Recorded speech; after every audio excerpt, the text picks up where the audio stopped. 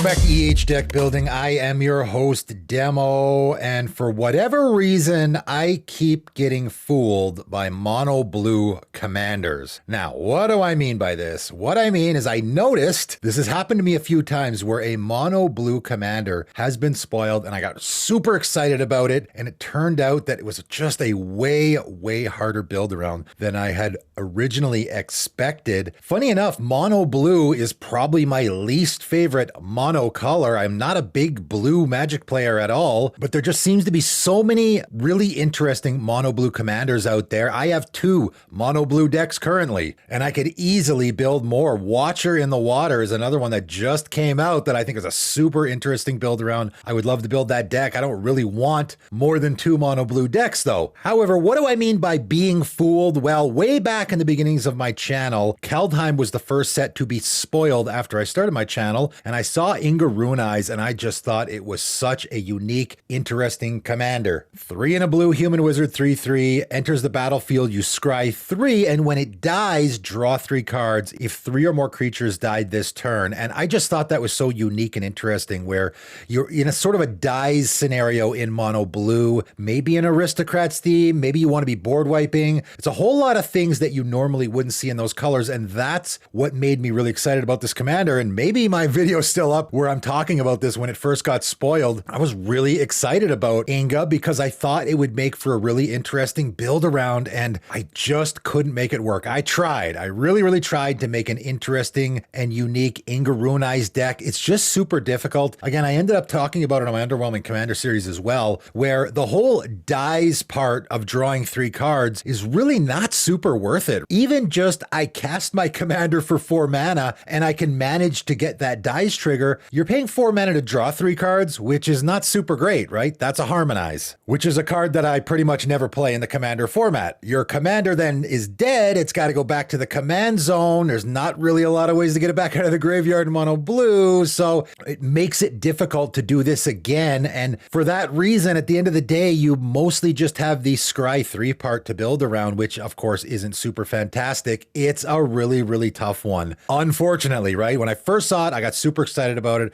I thought it would make for an interesting build around, and there just isn't a lot you can do there. Although I will point out, they did do a lot of that scry tribal stuff recently in the Lord of the Rings set, so maybe some of that'll fit in there if you want to make an Inga Rune Eyes deck, or you maybe already got one. This happened to me again last year when Streets of New Capenna came out with Errant Street Artist, and once again, I immediately made a video as soon as I saw it, as soon as it was spoiled. 1 blue mana, human rogue, 0/3 with flash, defender, haste, pay 1 in a blue, tap, copy target spell you control that wasn't cast. You may choose new targets for the copy. Again, I saw this commander, another mono blue commander that is just doing a whole lot of things you never see. It's got defender, it's got haste, it has this unique ability we've never seen before. Some of you may remember the video I did when it first came out, and once I started doing the research, I started to get less excited about it again. It just is a really difficult ability to use. Essentially, the only thing that you can do with your commander's ability is copy spells that you're already copying, right? You have to copy a spell, and then the spell copy obviously hasn't been cast, so then you can copy that. At the end of the day, you're just making a mono blue copy spell deck, really,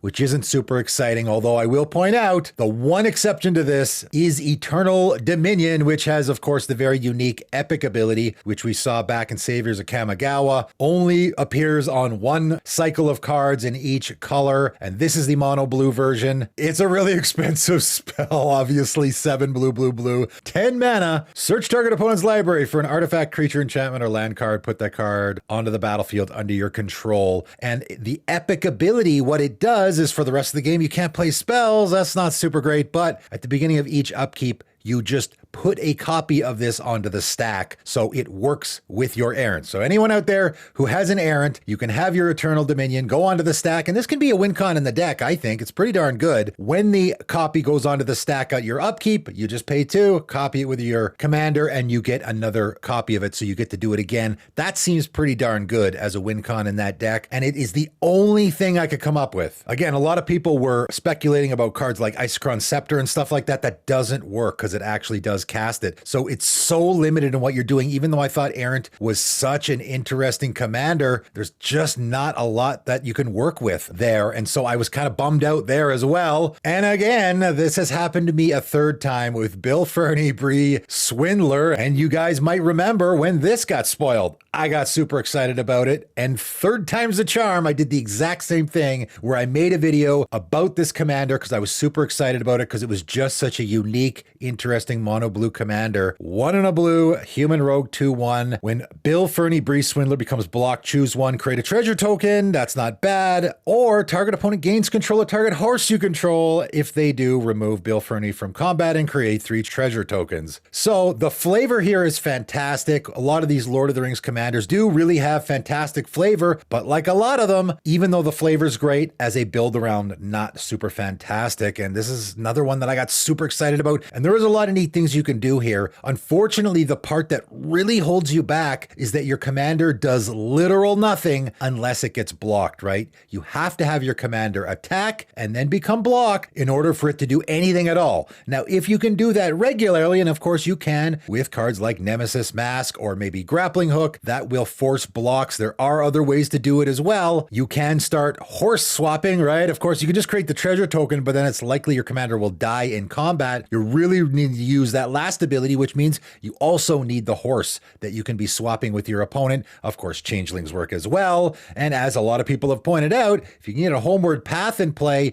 you can just keep reusing that over and over and over again. So I can just keep swapping the same horse, get it back with my homeward path, and repeat the process. And of course, you get the 3 treasure tokens. Even though I got super excited about this, as I was putting this deck together, and yes, I actually did build this deck, which again is why I'm kind of disappointed in the product I ended up with. At the end of the day, what you're doing here is you're jumping through a whole lot of hoops to create 3 treasure tokens, right? That's really the payoff here. The payoff here is I attack, I force a block, I donate the horse to my opponent, and then I'm just getting 3 treasure tokens, which doesn't seem super great. As I mentioned in that spoiler video though, the creature type changing thing is another interesting thing you can do with like Image Crafter and Amboid Changeling, right? You could just change the types of creatures, your creatures, to something else so that you can donate anything. Maskwood Nexus, of course, will work here as well, where now all your creatures are horses. And of course, there's even cards like Bronze Bombshell, which is a card you want to be donating to your opponent.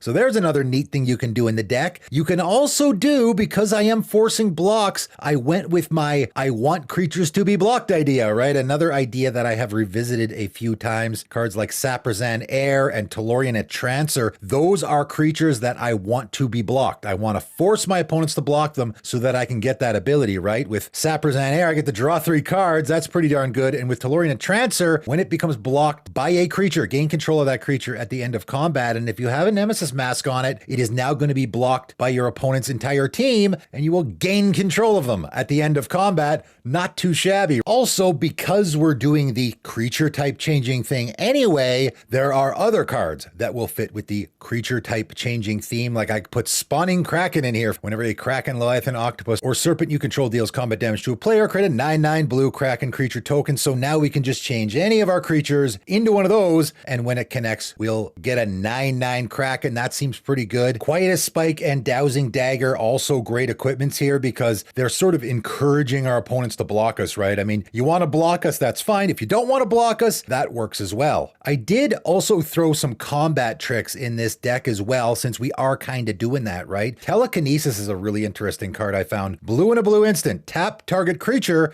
Prevent all combat damage that would be dealt by that creature this turn. It doesn't untap during its controller's next 2 untap steps. So we attack with our commander, and if it becomes blocked, we cast this after blockers are declared, tap that creature, prevent all combat damage that would be dealt by that creature this turn. So not only are we preventing the damage that creature's doing to our commander, we're also going to be tapping it down for a couple of turns. So that seems like a pretty neat fit here. Blinding Powder, 1 mana artifact equipment. And equip 2. Equipped creature has unattached blinding powder, prevent all combat damage will be dealt to this creature this turn. So we can put this on our commander, and if at any point our commander maybe might die in combat, just unattach it, doesn't cost any mana, and we could prevent all combat damage dealt to it. Of course, Maze of Ith will also work here. Remember, combat damage is not important here. We can prevent it. We just want our commander to be blocked. So because Maze of Ith and Homeward Path are both really important lands in the deck, I threw Expedition Map in here. Also Taloria West, great mono blue option for tutoring for lands, right? With that transmute ability. Courtly Provocateur is a really interesting card that I dug up that actually will work with the whole combat tricks thing. 2 and a blue, human wizard. 1/1, tap, target creature attacks this turn if able. That's certainly usable in a commander game. But more importantly, tap, target creature blocks this turn if able. So this is another way in mono blue